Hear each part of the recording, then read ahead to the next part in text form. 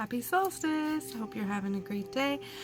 So, there are some pretty significant energies that are going on right now, and I feel it's super important to talk about.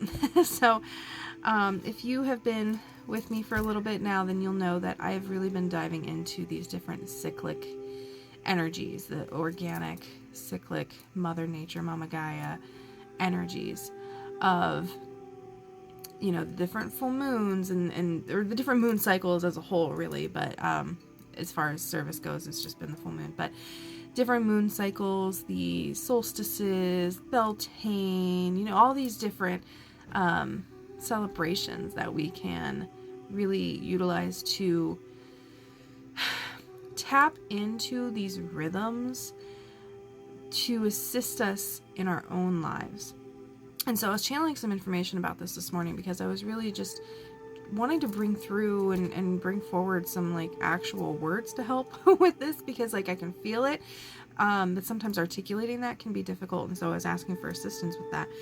And first things that I saw was fire and balance.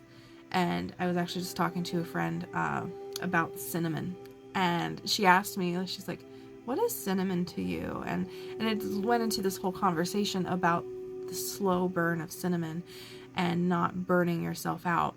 And then for me, I utilize cinnamon to like balance the solar plex and the digestive system, but the opposite of cinnamon is peppermint in that regard. And I was like, well, if we got to talk about cinnamon, then we got to talk about peppermint, because you can't freeze yourself out either. And there was just some really, really big things that were coming through for that. So I just wanted to kind of mention that in case it's leading into a trail of, or like a, what is that called? A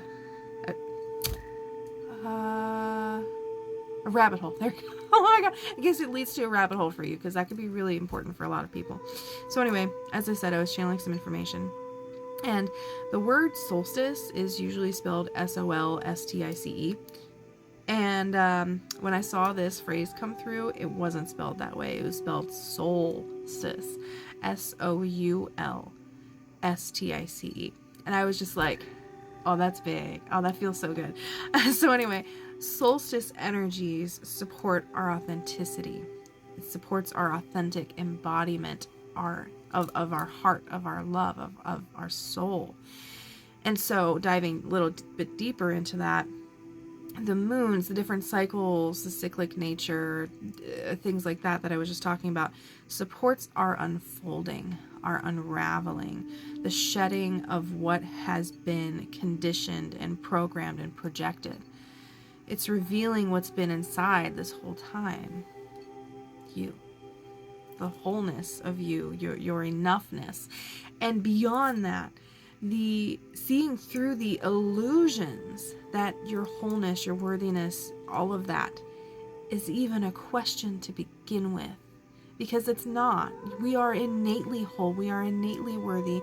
We are innately enough. There's nothing you can do, say, whatever, to change that.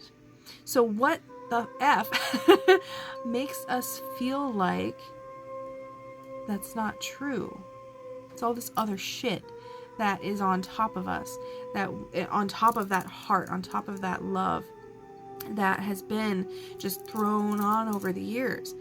And that's not to say that there isn't worth in experiencing that, because if you think about it, having all of that come through and then you powering through regardless of that and saying, you know what, screw all of that stuff, I am enough, and there's not even a question.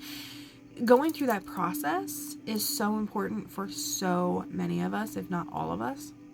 And I'm not saying it's easy. It sucks. It's a really shitty journey sometimes. And the thing is, when we embrace the wholeness of the journey itself, we stop rejecting ourselves. We stop rejecting aspects of us that are just as important as the ones that are embraced. And so, oh man, this is big stuff. And so if you feel like your foundations are being completely deconstructed, like torn apart, if it feels like you're crumbling, your identity, like you don't even know who or what you are anymore, these identity shifts, all of this, know that you're not alone. It's been happening for so many of us, but just from my own personal experience, I recently was at a retreat, and it's been a long time coming. There's been so many things building up to this, so don't think that this was like the thing that did it. It was an accumulation of so many things over the years that I've been doing to help to heal, to move forward, to, you know, really come back to me and into my home, into my authenticity, and all of that. And it's an ongoing process, you know. So anyway, I'm at this retreat, and there was a sort of climactic experience of this, because it's like this whole year has really been building up to this specifically. It's all been a part of it, but this year in particular has just been insane. And so, mind you, it's halfway through the year already. Just, but anyway, I kept getting all this information about a stage, about performance, and how no matter how authentic I was being, how vulnerable I was being, I never felt like I was being real, even though I was being very real. But the thing is, what I found out through lots of things is I was performing on a stage that was not mine. It wasn't built by me. I had no say in its foundations. Nothing. It was all that projected stuff. That stuff that's not mine. That built that stage. And that's why I could never feel like I was coming from my heart. Well, that stage is no longer there. It was completely blown to smithereens, and I'm in that stage of rebuilding that. I'm in the experience of rebuilding that stage. And it's a lot, okay? It really is. But I've never felt better. Even though I don't feel great, like I've never felt more like me. And that feeling, there's nothing like it. And so I wanted to pull some cards about this, because today I am hosting what I was guided to call Radiance Rising, a summer Soulfire Solstice. It's going to be like a 90-minute call on Zoom live, and there will be recordings provided if anybody wants to participate. It's really affordable. But we're going to be diving deeper into this and having some real experience of me holding the space and the frequency to assist you in the unraveling of yourself, in your identity shifts, in you coming home to you. And it's going to be amazing. I have a lot of really beautiful things planned for it. And so if you want to come today, it's at 1 p.m. Eastern. Just message me and I will send you the link to sign up and everything. It's great. So, and all it is I would just need your email, that way I can send you the invoice. That's all. So anyway, moving on. So the Beyond Lemuria deck that I felt very guided to utilize because of so many different reasons. Lemurian energy is coming in big time, and that is a big part of what this new stage is for me, is embracing and embodying my Lemurian self and bringing that aspect to this present timeline. So, heart chakra, of course, because of course. And then the next card, oh, sorry, I should have had it open. There we go. Freedom.